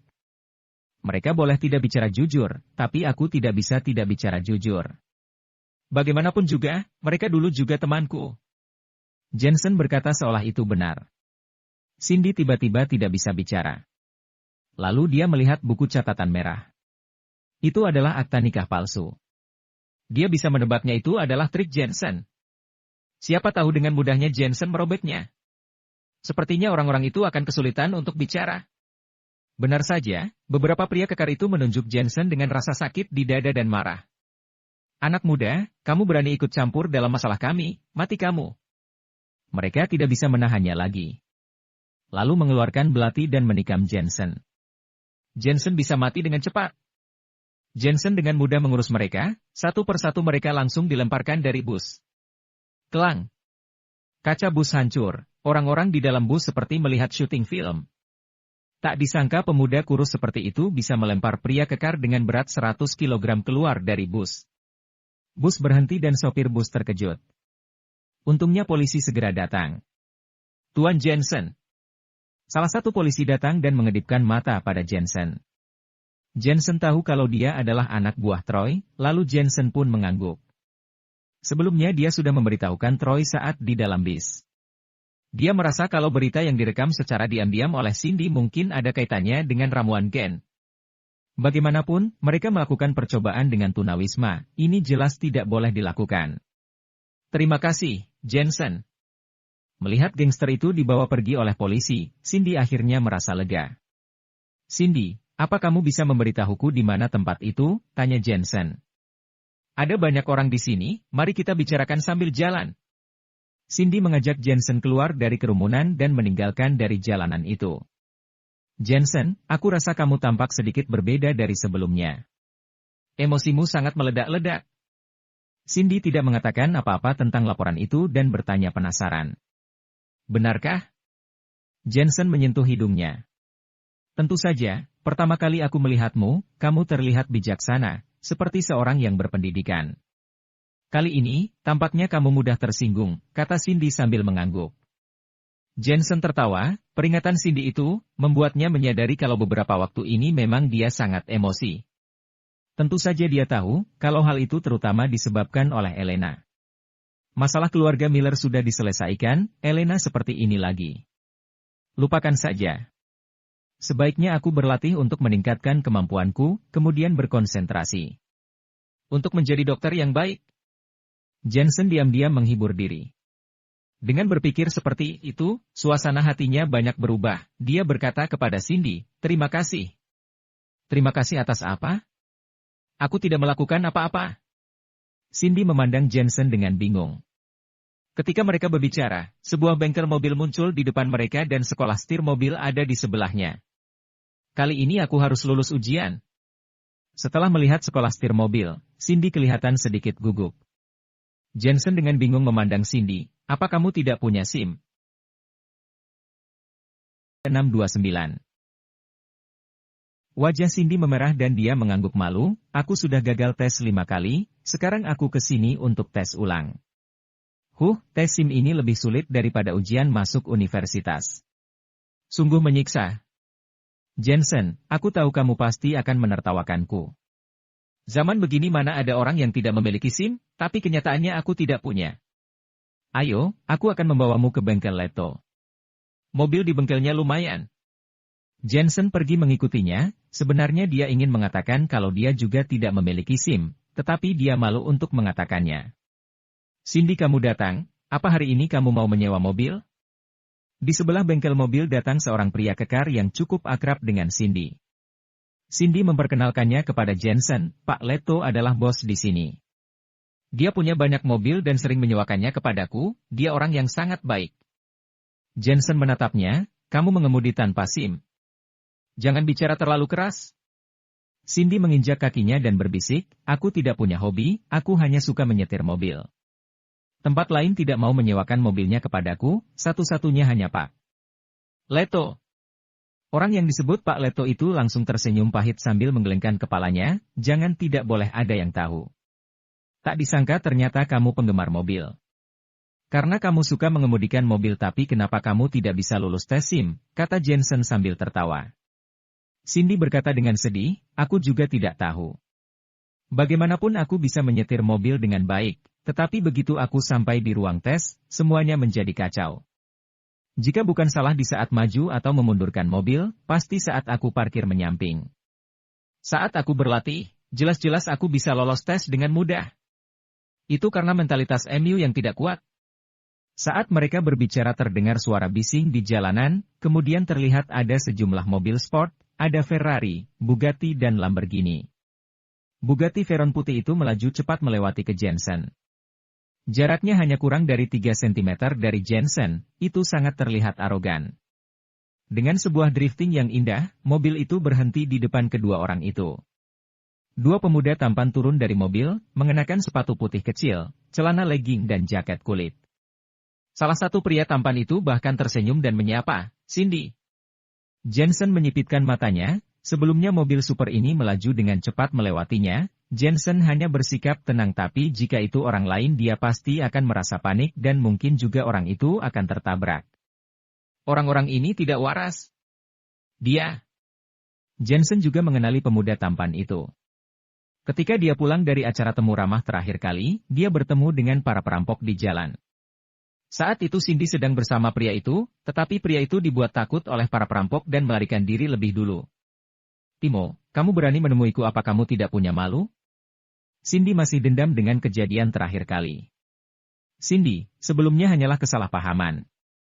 Kamu lihat, setelah aku tahu kamu baik-baik saja pertama aku langsung datang menemuimu, kata pemuda yang disebut Timo itu menjelaskan. Kita sudah putus. Cindy dengan dingin berkata, terakhir kali kamu kabur meninggalkanku, aku sudah tahu dirimu yang sebenarnya. Kedepannya jangan ganggu aku lagi, jika tidak jangan salahkan aku berbuat tidak sungkan kepadamu. Cindy, sebelumnya itu adalah kejadian tak terduga. Tak terduga kepalamu, bilang saja jika kamu takut mati. Sial, jika aku percaya pada sumpah cinta abadi MU lagi, kepalaku akan ditendang oleh seekor keledai. Dengarkan dulu penjelasanku. Pemuda itu tidak berhenti menjelaskan, tapi semuanya tidak berguna. Tiba-tiba dia menatap Jensen dan berkata dengan marah, siapa dia? Bagus ya, tak heran kamu menendangku. Ternyata kamu sudah punya kekasih baru. Memang kenapa kalau aku menendangmu? Cindy bertolak pinggang dan berkata, benar, dia pacarku, memangnya kenapa? Timo sangat marah dan melemparkan sarung tangan kulit ke Jensen. Anak muda, kamu berani merebut pacarku? Plak. Sarung tangan kulit itu mengenai Jensen, membuatnya mengerutkan kening. Bagaimanapun Jensen sudah menikah, tidak ingin selalu disebut orang playboy. Dia berkata menjelaskan, aku bukan pacarnya, hanya teman biasa. Sial, beraninya kamu menyangkalnya. Jangan pikir kalau kamu menyangkalnya, aku tidak akan berani menyentuhmu.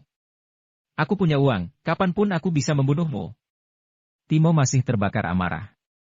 Anak muda, bahkan wanita tuan Timo berani kamu rebut, kamu berani sekali. Kata pemuda yang mengenakan jaket kulit pemuda di sampingnya dengan dingin. Siapa yang akan percaya dengan penjelasan Jensen? Kebalikannya semuanya mengira karena Jensen takut dia menyangkal hubungannya itu. Saat ini beberapa pemuda dan pemudi juga turun dari beberapa mobil super. Kamu. Dua orang lainnya bahkan pernah berhubungan dengan Jensen. Salah satunya memakai kacamata hitam dan topi, untuk menutupi wajahnya tapi Jensen mengenalinya, dia adalah Kak Frankie artis besar itu. Saat ini pria itu sedang menggendong seorang wanita cantik. Di sampingnya siapa lagi kalau bukan Jordie Palmer. Ayah orang ini ditangkap dan masuk penjara, tak disangka dia masih tidak tahu bagaimana menahan dirinya. Ketika Jordie melihat Jensen, dia tidak berani melampiaskan kemarahannya. Tapi Kak Frankie tidak, dia berkata dengan marah, anak ini lagi. Kak Frankie, kamu kenal sampah ini? Timo mengerutkan keningnya dan berkata, apa dia juga memprovokasimu? Apa kamu ingin aku mencari seseorang untuk mematahkan kakinya? Ini, lupakan saja. Kak Frankie menolak, meskipun dia membenci Jensen, tetapi dia juga tahu kalau jabatan Jensen tidaklah kecil. Kamu takut apa? Timo sangat kesal. Seperti menangkap mereka berselingkuh, dia memandang dengan dingin ke arah Jensen dan berkata, anak muda kalau kamu mau mendapatkan Cindy, kamu harus bisa menyetir dulu. Apa kamu berani bersaing denganku mengelilingi Gunung Lingkar Barat? Aku tidak tertarik. Jensen menggelengkan kepalanya dan pergi ke sekolah setir mobil untuk mendaftar. Tidak punya nyali, hanya berani bersembunyi di balik wanita itu? Kak Frankie langsung mengejeknya. Mobil mewah mereka menarik perhatian banyak orang. Banyak orang juga melihat kehadiran Kak Frankie, mereka pun berteriak gembira. Bukankah ini artis besar Kak Frankie? Wah, tampan sekali, tak disangka bisa melihatnya secara langsung. Aslinya lebih tampan daripada di TV. Kak Frankie, bisakah kamu memberiku tanda tangan? Kak Frankie buru-buru melepaskan wanita cantik di sampingnya, lalu berpura-pura menjadi anggun, halo semuanya. Tiba-tiba dia melihat Jensen berjalan ke sekolah setir mobil, dia berkata sambil tertawa, aku ini hanya ingin bermain balap mobil, tapi barusan aku bertemu dengan seorang pemuda yang membuat komentar gila, dia bilang dia bisa melakukan drift di jalanan dan aku tidak pantas untuk bersaing dengan dia. Sombong sekali orang itu. Apa pemuda itu? Kak Frankie menyetir dengan hebatnya di film Dewa Mobil. Saat itu mungkin pemuda itu masih minum susu. Sampah, pengecut, kalau punya kemampuan bersainglah dengan Kak Frankie. Sejumlah besar penggemar bodoh memarahi Jensen. Mereka tidak peduli siapa yang benar dan yang salah, bagaimanapun perkataan idolanya itu pasti benar. Awalnya Jensen tidak mau mengabaikannya, tapi tiba-tiba dia menggelengkan kepalanya dan melirik Cindy. Berani bermain. Kak Frankie langsung tersenyum gembira, begini saja, yang kalah harus melepaskan pakaiannya, dari puncak gunung sampai menuruni kaki gunung. Selain kamu, siapa lagi yang akan bermain? Jensen bertanya pelan. Aku. Timo juga berteriak, setelah kamu kalah, menjauhlah dari Cindy selamanya. Cindy bukan milikmu, atau milikku. Dan kamu tidak bisa mendapatkan gadis itu karena kamu sendiri takut mati, jangan melimpahkan masalah itu kepadaku, kata Jensen dengan kasar. Lalu dia menatap Geordia lagi dan berkata, bagaimana denganmu, kamu juga ikut main. Geordia buru-buru memberi isyarat dengan tangannya. Meski dia membenci Jensen, tapi dia tidak berani memprovokasi Jensen. Timo, kamu sungguh menjijikkan, kenapa kamu harus melibatkan Jensen? Aku akan bersaing denganmu. Cindy merasa lebih muak dengan Timo, lalu dia membawa Jensen masuk ke bengkel untuk mengendarai Wuling Convero. Wuling Convero ini sering disewa dan dimodifikasi oleh Cindy. Masih banyak suku cadang yang dimodifikasi pada mobil. Namun bagaimana cara memodifikasinya agar bisa sebanding dengan mobil super? Haha, Cindy. Kamu ingin bersaing denganku menggunakan mobil ini? Lamban dan tidak efisien. Timo tidak bisa menahan tawanya. Mengemudi tergantung pada keterampilan, bukan mobil. Masih terlalu dini untuk mengatakan siapa yang menang dan siapa yang kalah. Cindy menahan amarahnya dan mengajak Jensen naik ke mobil. Udah 6.30. Jensen melirik ke arah mobil itu, kapasitas mesinnya 1,5 liter. Belokan, stabilitas, akselerasi, semuanya dalam posisi lemah. Dalam pelatihan khusus kemiliteran Jensen belajar tentang berbagai bidang, termasuk mobil. Dia bisa melihat perbedaannya dengan cepat. Jensen jangan khawatir, mengemudi tergantung keterampilan, percayalah padaku. Melihat Jensen ragu-ragu Cindy berkata meyakinkannya. Kamu bahkan tidak memiliki SIM. Berbicara tentang keterampilan, sepertinya kamu agak sombong. Jensen tidak bisa berkata-kata. Kamu akan tahu nanti. Cindy menatap Jensen dengan tatapan meyakinkan, lalu dia menyalakan mobil dan pergi ke jalan pegunungan dengan ditonton semua orang. Jalan Gunung Lingkar Barat memiliki tikungan curam dan sedikit mobil. Ini adalah jalan pegunungan favorit bagi para pembalap mobil. Melihat ada yang berlomba, banyak orang sudah bergegas ke puncak gunung untuk menonton perlombaan tersebut. Mobil ini, sepertinya tidak kuat mendaki. Kak Frankie hampir tertawa memandang Wuling Convero yang terlihat rongsokan itu. Setelah menunggu selama 5 menit, mereka menyetir mobil mereka untuk mengejar. Brem! Suara bising mobil terdengar di jalan itu, mereka menunjukkan performa mobil sport dan mereka berhasil mengejar mereka dalam waktu 2,5 detik. Selamat tinggal! Bugatti dan mobil super lainnya bergegas melewati Wuling Convero. Timo memberi Jensen jari tengah. Brengsek, bagaimana mereka bisa begitu cepat? Cindy berteriak memaki. Jensen melihat speedometer Wuling Convero. Itu baru 60 km per jam. Bagaimana bisa menyaingi mereka? Mereka semua mengendarai mobil sport. Apalagi Cindy melambat ketika melewati tikungan. Keterampilannya ini sangat tidak bisa diandalkan. Hentikan mobilnya. Jensen tidak tahan dan berteriak. Tidak bisa berhenti, kalau berhenti kita tidak bisa mengejar mereka. Cindy menggelengkan kepalanya. Kamu tidak akan bisa mengejar bahkan jika kamu tidak berhenti, berhenti. Jensen tidak bisa berkata-kata lagi dan akhirnya Cindy berhenti. Jensen membuka mobil itu sebentar, mencari banyak suku cadang dan membuka kap mobil. Cindy melihat Jensen membawa banyak suku cadang, dia menebak apa yang akan dilakukan Jensen. Dia berpikir Jensen gila, dia kaget dan berseru, apa yang akan kamu lakukan? Memodifikasi mobil? Ya Tuhan, setelah kamu selesai modifikasi, mereka sudah mengelilingi ibu kota beberapa kali. Jensen tidak berbicara. Dia mendapat pelatihan khusus di bidang ini di kemiliteran. Dia mengerahkan energi ki dan jari-jarinya seperti kunci pas, melonggarkan skrup itu.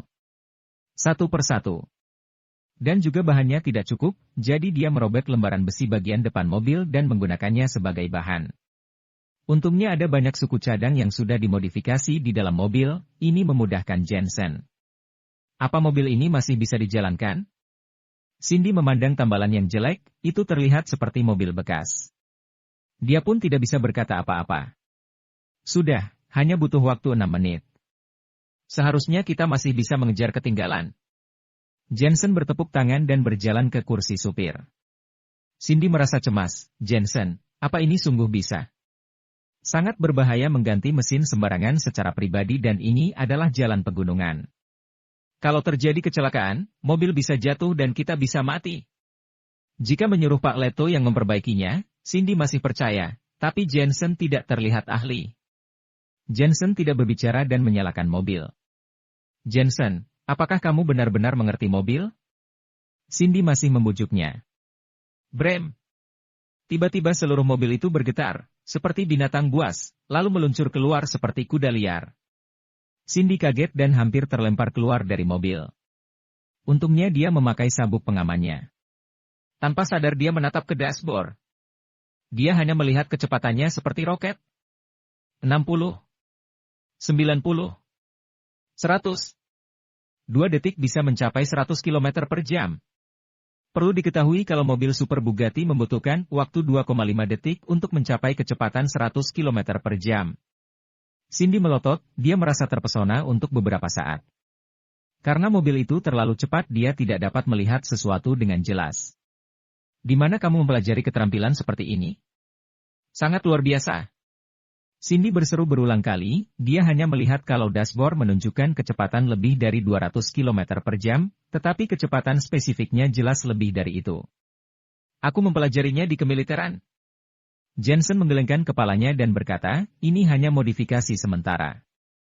Mobil ini pasti akan rusak setelah dikendarai. Kamu terlalu hebat, kamu sepertinya sudah mendapat sertifikat teknik mobil ya, kata Cindy dengan wajah kagum. Tidak. Aku bahkan tidak punya SIM. Jensen masih menyetir. Cindy hampir pingsan. Sebelumnya dia takut ditertawakan oleh Jensen karena dia tidak punya SIM. Ternyata Jensen juga tidak punya. Berani sekali dia menyetir mobil begitu cepat tanpa SIM. Dia juga berani memodifikasi mobil tanpa SIM. Habislah. Jika terjadi kecelakaan 2 nyawa akan melayang. Kejar. Saat ini Jensen tiba-tiba berkata pelan. Cindy tercengang dan melihat ke depan melalui jendela. Dia sudah melihat Ferrari ada di depan matanya dan jaraknya semakin dekat. Dia langsung terdiam membeku. Apa boleh menyetir mobil begitu cepat tanpa SIM? Mobil terakhir adalah Ferrari merah, orang yang mengemudikannya adalah Jordie. Dia sedang tertawa dengan teman di sebelahnya. Jensen ini berani balapan mobil dengan dewa mobil lingkar barat. Entah bagaimana dia akan mati nantinya. Dan itu Wuling Convero, kurasa dia sudah kabur, pria di sebelahnya mengangguk. Tidak tahu malu. Jordie langsung mencelanya. Tetapi pria itu tidak peduli, dia melarikan diri. Selama dia masih di ibu kota, dia masih bisa kita temukan. Jordie hanya diam, dia tahu latar belakang Jensen sangat hebat. Jika dia kalah dan dia tidak mau melakukannya, mereka juga tidak bisa melakukan apa-apa. Brem. Saat itu ada suara bising di telinganya, Wuling Convero yang rongsokan itu bergegas kuda liar. Di kursi pengemudi, Jensen memberikan jari tengah kepada Jordie dan kemudian melewati Ferrari itu. Sial. Bola mata Jordie seakan hampir keluar, dia hanya bisa menatap knalpot Wuling Convero itu. Sial, padahal mobil kita mobil sport. Pria di sebelahnya membuka mulutnya lebar-lebar, Tuan Jordie, injak pedal gas dan lewati dia. Aku sudah menginjaknya sampai kecepatan maksimum. Jordie tertekan, apa-apaan Wuling Convero bisa berlari begitu cepat. Saat ini di setengah perjalanan Gunung Lingkar Barat, 2 mobil bergegas ke puncak gunung. Dan di puncak gunung sudah ada banyak geng mobil balap berkumpul dan bersorak berulang kali. Menurut kalian yang lebih cepat itu Bugatti atau Lamborghini? Aku rasa Bugatti lebih cepat. Semuanya lihat di belakang ada mobil yang mengejar. Sial, itu Wuling Convero. Semua orang kaget. Jika Bugatti adalah kuda liar yang anggun, maka Wuling Convero yang rongsokan itu adalah kuda liar yang brutal. Apa? Mobil Jensen mengejar. Wuling Convero lebih cepat dari mobil super. Pada saat yang sama Timo dan Kak Frankie melihat Jensen berada di belakang mereka. Timo berada di posisi kedua saat ini, sedangkan Kak Frankie di posisi pertama. Dan bukan dia yang mengemudi, tapi dewa mobil Gunung Lingkar Barat. Kecepatan mobilnya. Mereka semua melihat kalau tenaga kuda Wuling Convero yang ganas itu lebih cepat dari lari mobil super mereka. Jika terus seperti ini, cepat atau lambat Jensen akan menyusul mereka. Dan pikiran kalah dari Wuling Convero membuat mereka malu. Sial, aku tidak bisa membiarkan dia menyusulku. Timo yang berada di posisi kedua, wajahnya berubah drastis. Tiba-tiba tikungan muncul di depannya. Dia langsung merasa sangat gembira, tenaga kuda dari mobil rongsokan itu sudah dimodifikasi, tetapi stabilitas dan menikung yang berlebihan jelas tidak baik. Haha, tunggu sampai mobilnya hancur dan orangnya mati. Saat ini di puncak gunung, semua orang berkumpul di tepi tebing dan melihat ke bawah jalan tikungan. Tenaga kuda yang luar biasa, dia mau menyusul Lamborghini. Tidak, ada tikungan di depan mobil Wuling Convero tinggi. Stabilitasnya tidak baik bahkan tidak akan bisa melewati tikungan. Sayang sekali. Mereka semua adalah geng mobil balap, mereka bisa lihat perbedaannya.